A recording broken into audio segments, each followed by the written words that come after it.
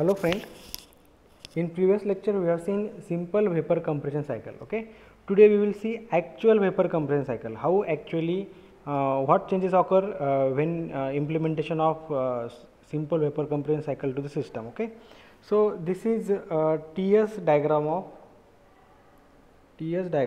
actual cycle. Okay, in theoretical vapor cycle, how TS diagram was? TS diagram 1 2 3 4. 1 to 2 indicate isentropic compression. Okay, 2 to 3 indicate heat rejected in condenser or condensation. 3 to 4 expansion in expansion wall, and 4 to 1 refrigerating effect. Okay, ये compressor, ये condenser और ये expansion wall. ये TS diagram हमने theoretical simple vapour power cycle की देखी थी, और ये टीएस डायग्राम है एक्चुअल वेपर कंप्रेशन साइकिल में. ओके, तो इसमें हम फ्रिक्शन वगैरह कुछ कंसिडर नहीं करते, सभी आइडियल चीज़ें कंसिडर करते हैं. That is why it is very simple. But practically क्या होता है आपको मैं यहाँ पर एक्सप्लेन करूँगा. सो कंपेयर करके बताने के लिए मुझे लिखना पड़ेगा यहाँ पर.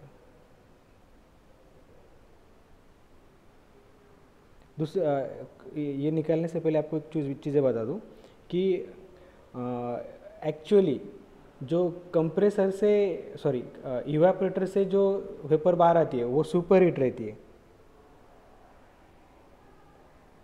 ओके, इसके कई रीज़न है. या तो वो ये अपना इवेपोरेटर, ये कंडेंसर, ये कंप्रेसर,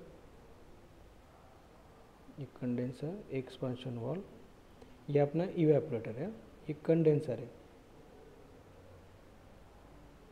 कंडेंसर, ये कंप्रेसर है और ये एक्सपांशन वॉल है.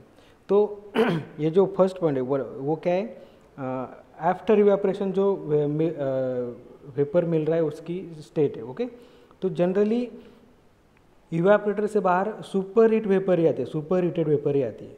ओके, इसके कई रीजन है. तो या तो वो इवेपोरेटर से ज़्यादा हीट लेती होंगी वो रेफ्रिजरेंट, या फिर जब कंप्रेसर के, अब ये this one point is nothing but entrance of compressor. तो कंप्रेसर जब एंट्री करते हैं कंप्रेसर में, तो कंप्रेसर के वॉल से भी वे हीट लेते होंगे. तो इस दैट इज़ वाई ये फर्स्ट पॉइंट सुपर हीटेड रहता है प्रैक्टिकली एक्चुअली. ओके, ये जो हमारा फर्स्ट पॉइंट है यहाँ पर ये 3 है. क्लियर? सो ये हमारे टीएस डायग्राम 1 2 3 4. तो यहाँ पर अभी मैं इसको 3 कुछ पार्ट में डिवाइड करता हूँ. मैं पहले आपको एक्सप्लेन करूँगा 1 2 और 3 ये प्रोसेस. 1 2 3 के ऊपर डॉट हो गया 3. तो 1 2 3 क्या है? 1 2 3 अपने इस साइकिल में 4 to 1 जो रिप्रेजेंट करता है रेफ्रिजरेटिंग इफेक्ट. ओके, मतलब 1 से इवेपोरेटर में एंट्री हो गई, 2 to 3 1 to 2 उसको सैचुरेट तक ले गया, 2 to 3 सुपर हीट हो गया. तो 1 to 3 क्या हो गया? रेफ्रिजरेटिंग इफेक्ट, या इवेपोरेटर से रेफ्रिजरेंट ने हीट एब्जॉर्ब कर ली, वो 1 2 3. ओके, अब ये जनरली सुपर हीट रहती है. उसका रीज़न मैंने आपको जस्ट 10 सेकंड पहले बताया. या तो वो ज़्यादा हीट एब्जॉर्ब करता है इवेपोरेटर से, या फिर कंप्रेसर में आने के जस्ट बिफोर उसको हीट मिलती है और वो सुपर हीट हो जाता है. ओके, अब दूसरा जो प्रोसेस है उसको मैं डिवाइड करूँगा 3 4 5 6 7 8. ये जो पूरा है 3 से लेके 8 तक ये कंप्रेशन है. ओके, और प्रैक्टिकली ये कंप्रेशन ना ही आइसेंट्रोपिकली होता है ना ही पॉलीट्रोपिकली होता है बिकॉज ऑफ फ्रिक्शन. जैसे आप यहाँ पर देखिए ये कंप्रेशन आइसेंट्रोपिक है.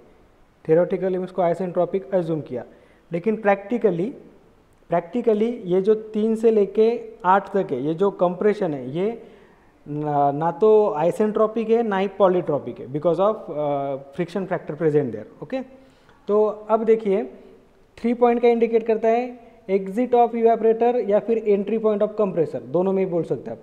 इवेपोरेटर के बाद की कंडीशन या फिर कंप्रेशन के पहले की कंडीशन. तो जैसे ही वो कंप्रेसर में आता है, बिकॉज ऑफ फ्रिक्शन उसका प्रेशर ड्रॉप होता है, मतलब 3 to 4 क्या इंडिकेट करेगा, 3 पे जो प्रेशर था वो ड्रॉप होके 4 पे आ जाएगा। ये क्यों होता है, बिकॉज ऑफ फ्रिक्शनल रेजिस्टेंस।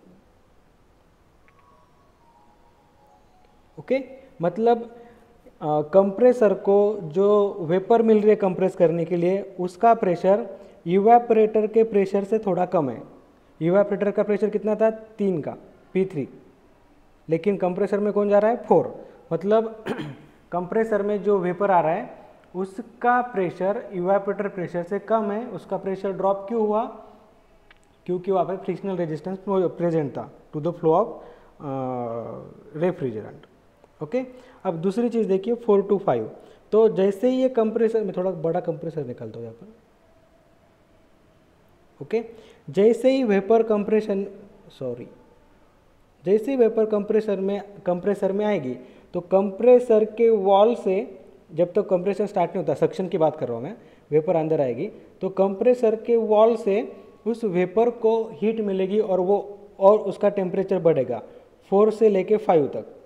4 से लेके 5 तक क्या इंडिकेट कर रहा है, सक्शन में वेपर अंदर आया और कंप्रेसर की वॉल ने उसकी हीट उस वेपर को दे दी, तो उसका टेम्परेचर 5 तक बढ़ गया। तो 4 से 5 क्या इंडिकेट करेगा, 4 से 5 क्या इंडिकेट करता है, जैसे ही सक्शन होने के बाद वेपर कंप्रेसर में जाती है तो कंप्रेसर की जो वॉल है वो उसकी हीट वेपर को दे देती है।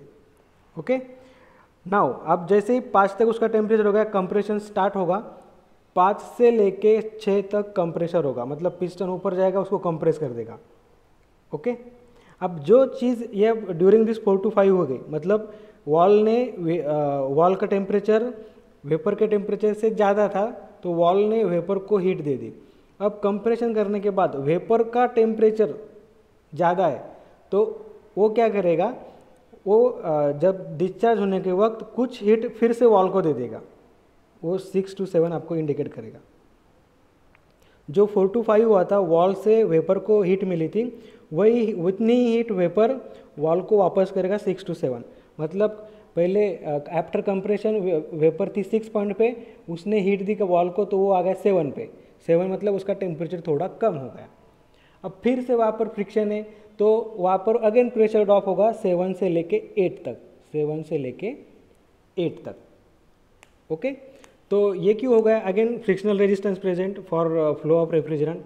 मतलब इसका मतलब क्या है कि कंप्रेसर ने एट द एंड ऑफ इतना प्रेशर जनरेट किया जो कंडेंसर के प्रेशर से थोड़ा ज़्यादा है। अब कंडेंसर का प्रेशर कितना है, ये जो लाइन है, कंडेंसर का प्रेशर इंडिकेट कर रही है P8, P9, P10, और आफ्टर कंप्रेशन प्रेशर कितना है, P6, जो थोड़ा ज़्यादा था।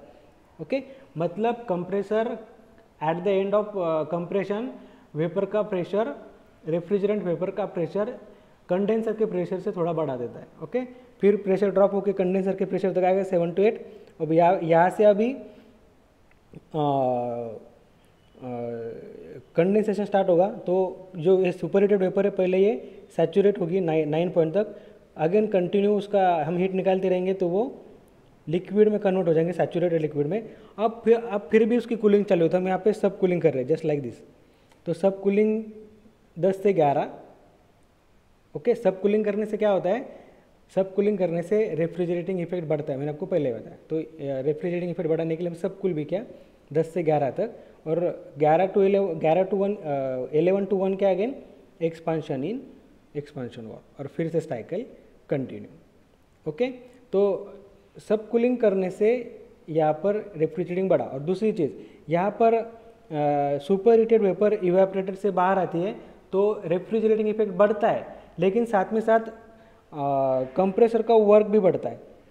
ओके, तो इस केस में हम ऐसे प्रेडिक्ट नहीं कर सकते कि रेफ्रिजरेटिंग इफेक्ट बढ़ने से COP बढ़ेगा, क्योंकि उसके साथ वर्क भी बढ़ रहा है। तो या तो COP बढ़ भी सकता है, कम भी हो सकता है, अनचेंज भी रह सकता है। ओके, क्योंकि दोनों फैक्टर चेंज हो रहे हैं, रेफ्रिजरेटिंग इफेक्ट भी और वर्क भी। क्लियर? फिर से थोड़ा आपको रिपीट करता हूँ मैं, या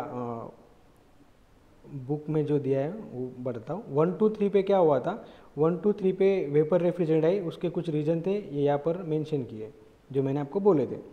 ओके, तो फिर से बोलता हूँ मैं, 1 2 3, हम इसको 3 इसमें डिवाइड कर देंगे, 1 2 3।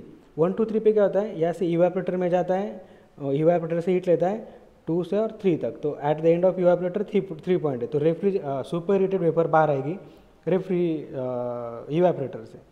ओके, नेक्स्ट है 3 4 5 6 7 8। अब 3 to 4 क्या हो रहा है, बिकॉज ऑफ फ्रिक्शन उसका प्रेशर कम होगा वेपर का। ओके, और 4 to 5 ये सक्शन इंडिकेट करता है, जैसे ही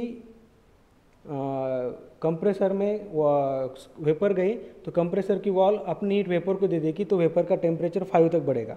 तो 4 to 5 क्या इंडिकेट करता है, 4 to 5 heat given by wall to the refrigerant vapour. Okay, अब एक्चुअल कंप्रेशन 5 से लेके 6 तक होगा। ओके, यहाँ पर उसका प्रेशर यहाँ से यहाँ तक बढ़ गया। अगेन 6 to 7 का इंडिकेट करता है, अब वेपर का प्रेशर वॉल से ज़्यादा रहेगा, अब वेपर वॉल को हीट दे देगी। 6 to 7 से क्या होगा, वेपर वॉल को हीट देगी तो उसका टेम्परेचर थोड़ा कम होगा 6 to 7। अगेन फ्रिक्शन की वजह से उसका प्रेशर ड्रॉप होता है 7 to 8।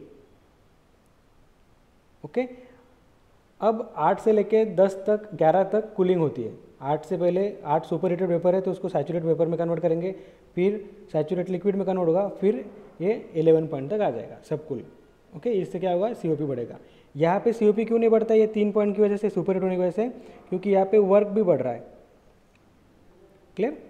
सो ये थी एक्चुअल वेपर साइकिल, जो बहुत ही डिफरेंट है अपने सिंपल वेपर साइकिल से। तो इसका मैक्सिमम मैंने बता दिया है, आप घर पे जाके एक बार फिर से बुक पढ़ लेना। अब देखेंगे effect of suction pressure. Suction pressure मतलब जो ये वाला इवापोरेटर का प्रेशर रहता है, इवापोरेटर के प्रेशर पे ही कंप्रेसर सक करता है, तो ये इवापोरेटर के प्रेशर को भी हम सक्शन प्रेशर कह सकते हैं। तो जैसे जैसे हम सक्शन प्रेशर कम करेंगे, अब देखिए आप यहाँ पे नोट कर सकते हैं 4 to 1, और नीचे हमने प्रेशर, उसका प्रेशर कम गया 4' to 1', तो 4 to 1 ये लाइन बढ़ी या 4' 1', ऑब्वियसली 4 to 1 बराबर। तो 4 to 1 जितना ज़्यादा रहेगा उतना अच्छा है, क्योंकि 4 to 1 हमारा रेफ्रिजरेटिंग इफेक्ट इंडिकेट करता है। Okay, refrigerating effect upon work done. अब रेफ्रिजरेटिंग इफेक्ट जितना ज़्यादा रहेगा उतना सीओपी ज़्यादा रहेगा। अब 4 to 1 से एज कम्पेयर टू 4' 1' कम है, तो 4' 1' मतलब कम रेफ्रिजरेटिंग इफेक्ट हुआ। एट द सेम टाइम ये 1 to 2 कंप्रेशन वर्क इंडिकेट करता है। अब देखिए 1' to 2' ज़्यादा वर्क लग रहा है। ओके, मतलब रेफ्रिजरेटिंग इफेक्ट कम हो रहा है, वर्क ज़्यादा लग रहा है, तो सीओपी ऑब्वियसली कम होगी। ओके, तो क्यों हो रहा है, क्योंकि सक्शन प्रेशर हमने कम कर दिया है, इसलिए यहाँ पर ज़्यादा वर्क लग रहा है।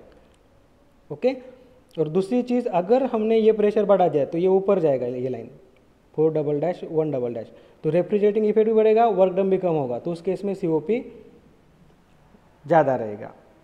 ओके, तो इसका मतलब क्या है, सक्शन प्रेशर अगर हमने कम किया तो रेफ्रिजरेटिंग इफेक्ट भी कम होता है, और वर्क रिक्वायर्ड फॉर कंप्रेशन वो बढ़ता है, तो दोनों केस में आपका सीओपी कम होने वाला है। एट द सेम टाइम अगर हम सक्शन प्रेशर बढ़ाते हैं तो रेफ्रिजरेटिंग इफेक्ट बढ़ता है और वर्क डन कम होता है, तो उस केस में सीओपी डेफिनेटली बढ़ेगा।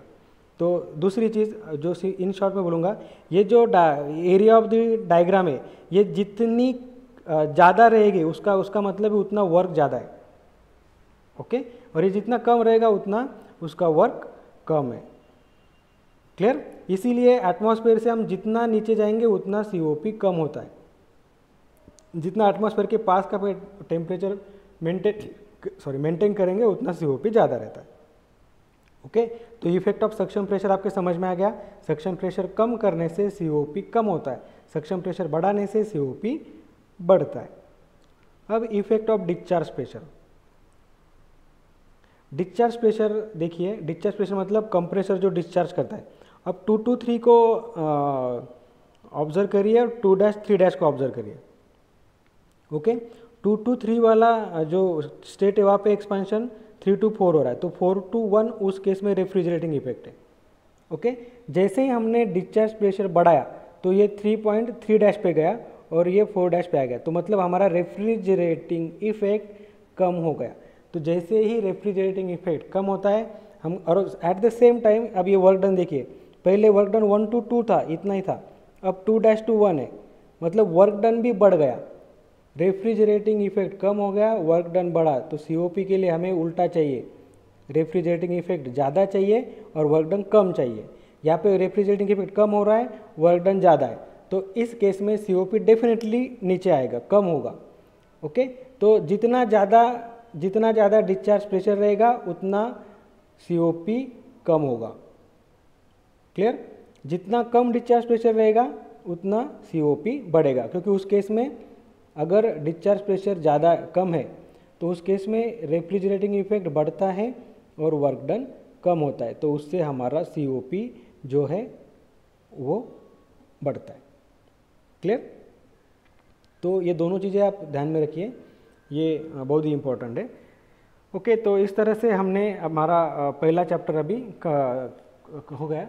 अगर आपको कोई डाउट रहा तो आप मुझे पूछ सकते हैं। आज इस एग्जाम में सिर्फ एमसीक्यूज आने वाले हैं, तो न्यूमेरिकल ज़्यादा बड़ा न्यूमेरिकल पे हम फोकस नहीं करेंगे। तो अगर कुछ डाउट रहा तो आप मुझे कभी भी पूछ सकते हो। Thank you.